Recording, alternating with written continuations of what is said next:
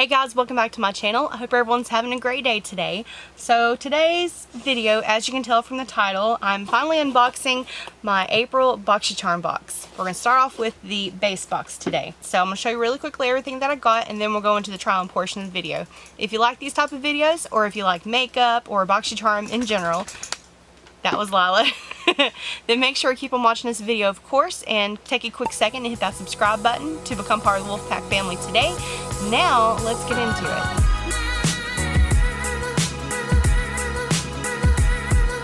Let me go ahead and show you everything that I got in my box. The first item we have here, this is from Terre de Mars, Red Edition Body Cleanser number 8. I'll be honest with you guys, I'm not excited about this.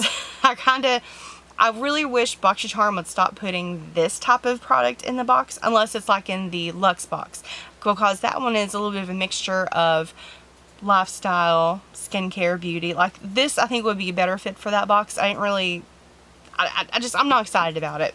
I haven't even smelled of it, and I've had this box for a while. It's kind of a strong scent. I may pass that along to someone. I don't even think I'm going to use it. The next item that we have is from Natasha Denona. This is the Jubilee eyeshadow palette. And I know a lot of people have had questions about this because the color story is, it's very odd. Or not odd, it's just, I don't know. I've tried different looks on this, but we'll get to this in just a second. I got the Iconic Baked Sculpting Lipstick from Laura Geller. And this is in the shade Battery Park Bronze. So I have a shimmery bronze lipstick to try out later. From Earth Harbor, I have the Aurora. This is the Superfood Luminance Ampule. And this is Sea Greens and Cannabis Sativa Hemp. And the last item that I received, this is from Dragon Beauty. It's another one of the color correctors, and this is the lavender one. I already had the orange one, so I kind of already have an idea of how the formula is on this, but I don't know about this shade. We'll see. Ooh, I'm so happy to see my hair this color again. I miss getting my hair done so much. Okay, so we're gonna play with the Jubilee palette today, of course, in the video. This palette, I have seen people talk about this online, and basically they're saying that the color story on this is kind of all over the place. Even though it's only 5 shades, for some reason it just seems like it's not a very cohesive palette. I have used this palette for several different looks since I received it, and I've got a few out there that I really enjoy, but I kind of want to do something different in today's video. So I've already used a little bit of concealer just to highlight my brow area and put on eye primer. So let's just go ahead and dive in. And I don't remember the names on any of these, so I'm just going to point to this shade and go from there. But to set the lid, I'm going with this tan shade, just all over, ooh, that's pretty, all over the crease area, and blend that up into the brow. Natasha Denona just has one of the best matte formulas I think I've ever tried, and I wouldn't mind trying one for bigger palettes. The ones, some people say that they don't like that it has like just a few shimmers and it's mostly mattes, but I love mattes. I am totally down for that, except for her more recent one. I think people were saying they were confused with it because there was only like 1 or 2 mattes and then the rest of it was all shimmer. So I guess whichever way you like it, she has something in her collection for you. Alright, so we have that to start off our look, and I know you guys are going to think I'm crazy, but I'm going to go ahead and start in with the deepest shade in the palette here. This is such an intense color, but it comes off turquoise. Like, let me do a little swatch for you. Like, this is the deepest turquoise I think, or teal, I've ever had in any eyeshadow palette. Such a unique color. But we're going to be incorporating quite a bit of this into the eye look today. So I'm going to pick that shade up on a pencil brush, something very tiny. And definitely make sure you tap off the excess when using this color.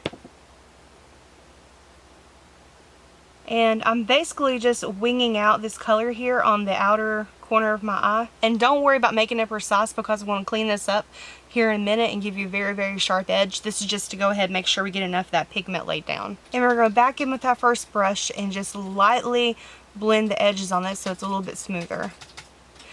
This color, I'll be honest with you, it's kind of hard. It's like a creamy consistency, but not. So it doesn't really want to move that well. This one is probably the hardest shade in the whole palette to work with, if I'm being completely honest. Then I'm going to take the absolute tiniest amount that I can possibly on the brush. Again, tap it off, like spank the crap out of your brush just to make sure there's not much on it. And I'm going to go to the inner corner, and I know this definitely sounds crazy, but give me just a second.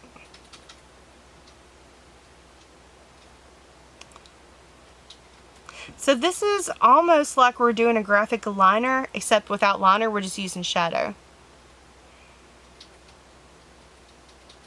But we're just going to blend this shade out again with our first brush. I know this is looking like a mess, just trust the process. If there's ever a time to trust me on a process, this is it. And so now we're going to go in with our shimmer shade here on the end. Oh, and a little side note, do any of you guys notice like whenever you're messing with these pans, they kind of move around a lot? Like the yellow shade in here especially, that one's going to pop out if I'm not careful with this palette. But anyways, got this on our finger and we're going to press this on the lid.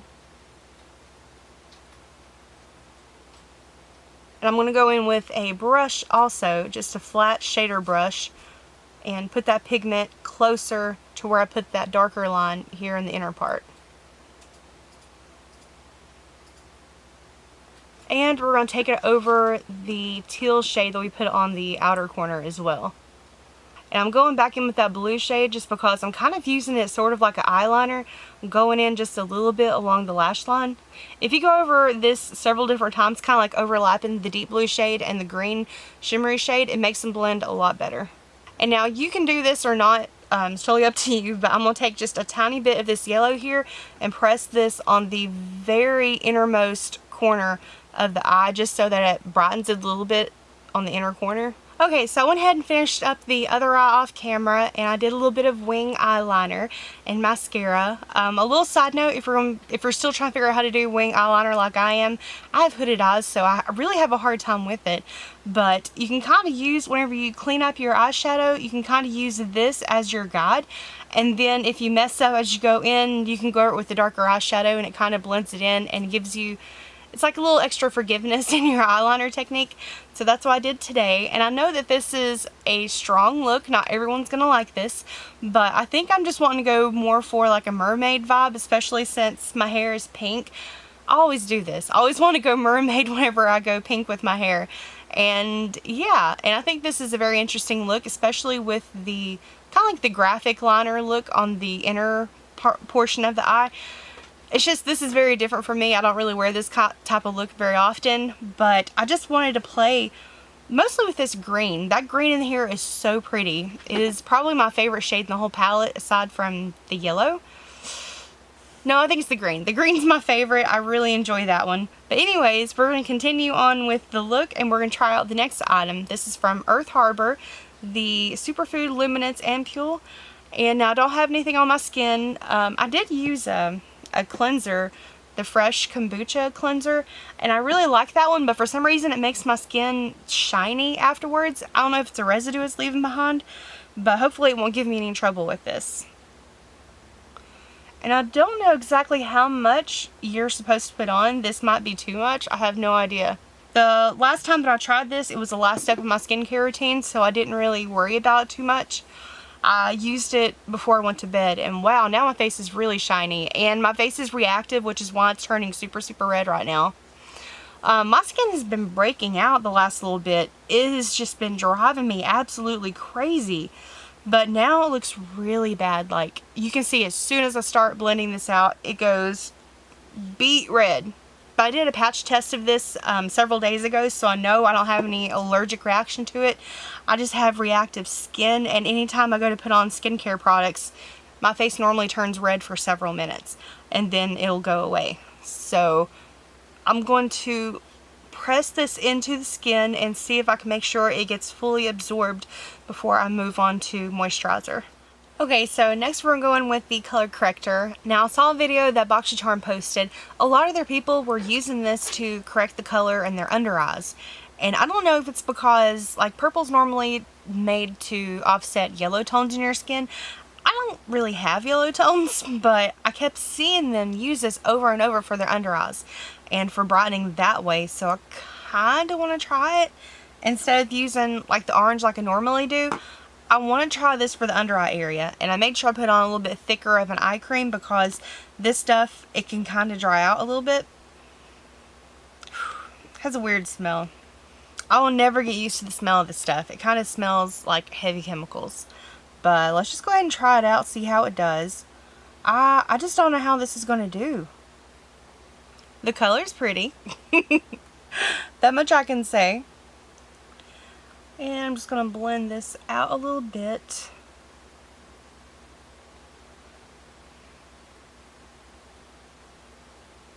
If this works, I will be so happy because, you know, like the only issue that I have with her orange one is that it's so pigmented that it comes through the foundation a little bit. Like it's really hard to get the amount on that one just right. So if the lavender or purple one, whatever you want to call it, works, then I will be so happy because I think it would be less likely that this would show through foundation. But let me go ahead and, because I have like darkness around my mouth here and it kind of comes down here on the sides, I'm going to use the orange there so we can kind of see it. Just do a comparison for it. But just a little dot there, a little dot there, here, and here. And like even that I think is too much. It's just crazy how far this goes. Okay, and we also have the concealers from Natasha Denona. These are the Transfix matte concealers. I've tried these before for the under eyes and I personally think they're horrible because the formula dries so quickly. But I do want to use it to cover up some of the spots that I have because I do have some active breakouts. So I think I want to use the darker one, and especially because we're going to go on top of the foundation, I think it doesn't really matter what you use underneath as long as it isn't, you know, too far out of your skin tone. The darker shades, I think it'll be okay. And here I had a breakout. Oh, I was afraid of that. It clung to the dryness there. Oh, that doesn't look good at all. Shoot. Okay. And normally whenever I do spot concealing, I would let it set for a second and then blend it out. But this stuff, because it dries so fast, it's really not a good idea for that. Like, as soon as you put it on there, start blending it out. Otherwise, you're going to have a very, very severe line where it ends and begins. And I have a lot of breakouts, so I'm not going to put this all over my face. I'm just trying to get some of the worst ones. I think that's all I'm going to do on there. I'm going to go ahead and start on foundation. And I'm just using this one from Beauty Blender. It's the Bounce Foundation. I'm always afraid whenever we go to do it, like it's going to squirt and go everywhere and make a mess. Oh, is it locked? Yes.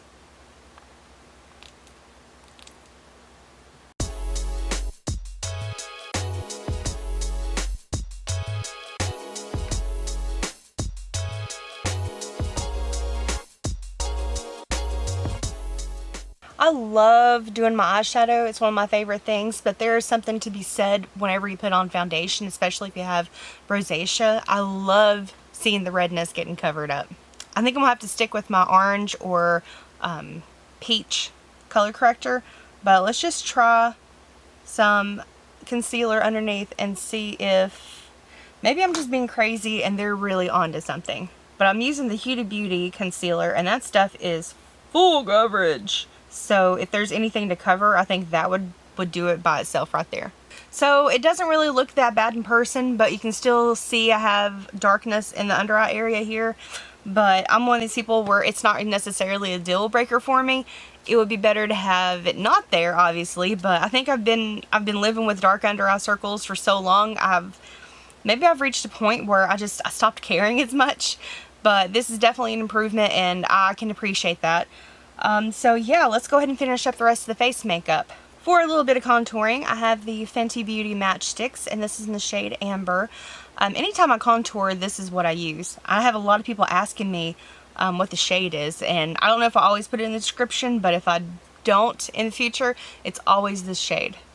The longer I have this eye look on, I really enjoy it. And I probably said it earlier, but still, it's giving me such strong mermaid vibes, and I am here for it. And for my setting powder, I'm using the one from Anastasia Beverly Hills. Okay, and I put a little extra on the under eye area because we're going to finish up the lower lash line now. I'm going to dip into this shade here just to start the blending.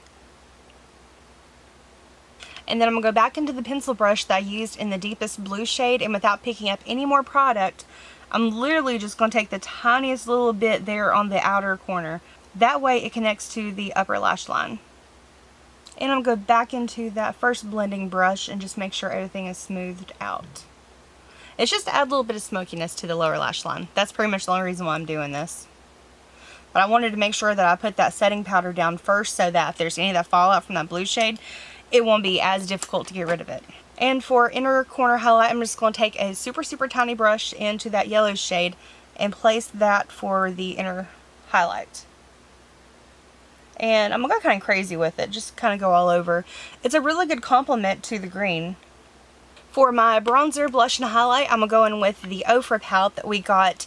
I can't remember how far back it was, but this has just a little bit of everything. And actually, I'm digging this green shade in here as well. But we're just going to use that for our bronzer, the blush, and the highlight.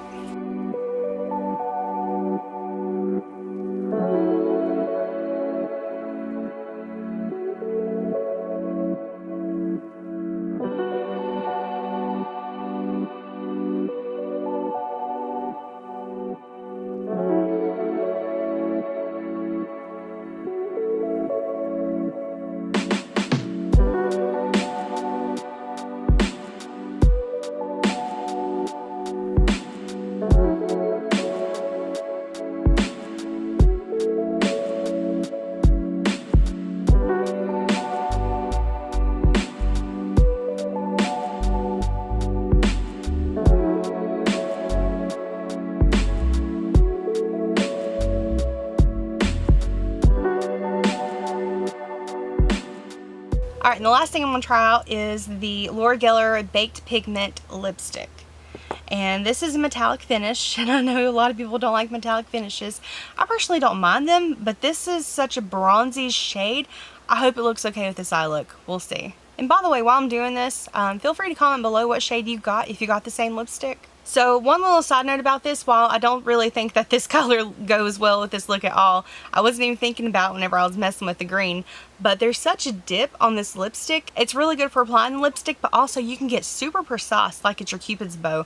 I was really surprised by that, and it is definitely a metallic finish, but I mean, I personally don't mind metallic finishes. I just have to be in the mood for them. Alright, well here is the final look, guys, using everything that came in the box today. Again, I didn't get a chance to try this because I'm honestly just going to pass it on to a friend. It's not a scent that I personally enjoy, and it's just something that I don't really need at the moment. I'm kind of stocked up on everything that I need as far as shower-wise. The eyeshadow palette did perform beautifully, but I didn't really expect much less when it comes to Natasha Denona. You know, her formula is really nice, especially the mattes. I will say though that this shimmer, the green in here, while it is really, really pretty, and I'm loving the mermaid vibes that I've got going on right now, this one, it kind of goes everywhere. So if you do the eye look, make sure you do the eye look first and then use a wipe or something to get the sparkle off your face, because it'll look like there's nothing there, and then trust me, when you go to wipe it away, you're going to smear little green spots under your eyes, and I don't know why that is. It just I don't want to say explodes, but it goes everywhere. But still, like I said, as long as you do the makeup wipe thing, it's fine. Don't worry about it. This, I did the patch test on it, and it didn't give me any issues, but man, did my face turn red after using this. And I had to take longer than I normally do to wait for my face to calm down before I proceeded any further with my makeup. I'll have to give this a little bit more time to see how it does on my skin. I think it's a little bit too soon to call on that. The Laura Geller lipstick, I did really enjoy that. Again, I don't know if it fits this look, but I was enjoying it.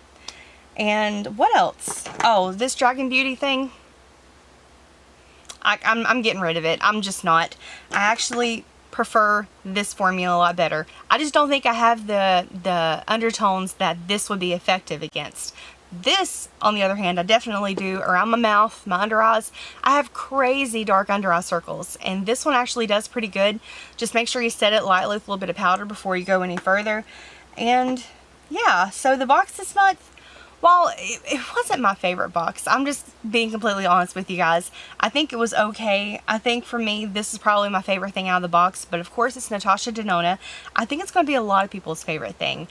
And the rest of it, if you love skincare, this one probably be your favorite. But the rest of it, I was kind of meh about. The Transfix Matte Concealer, almost forgot the name. The concealer actually did pretty good as far as spot correcting. I have a ton of spots right now. My skin is not in its best shape. It is looking really, really rough, and I have a lot of breakouts, a lot of just issues. Like I said, probably my period's coming, because if you know, you know. But I think I'll definitely save it just for that reason, just to do any spot concealing underneath my foundation, because I didn't have any issues with it. Like, the formulas did okay. I didn't have any problems whatsoever. Don't know what else I can say about it. But yeah, guys, thank you so much for taking time to watch this video. I really do appreciate it, and I'm sorry I was so late posting this. I'm going to buckle down, try to get some content pre-filmed for you guys, so that I can just hit that button and have a video ready to go on days like where I plan to film and then something happens, because it always does. Anytime you try to make a plan, something happens. But I will try to do my best to make the content more consistent for you guys. But yeah, I love you all. I hope you're having a great day, great night whenever you're watching this. And if you recreate this look, make sure you tag me on Instagram on my new account. I have it linked down below. And yeah, I love you. I'll see you in the next one, guys. Bye.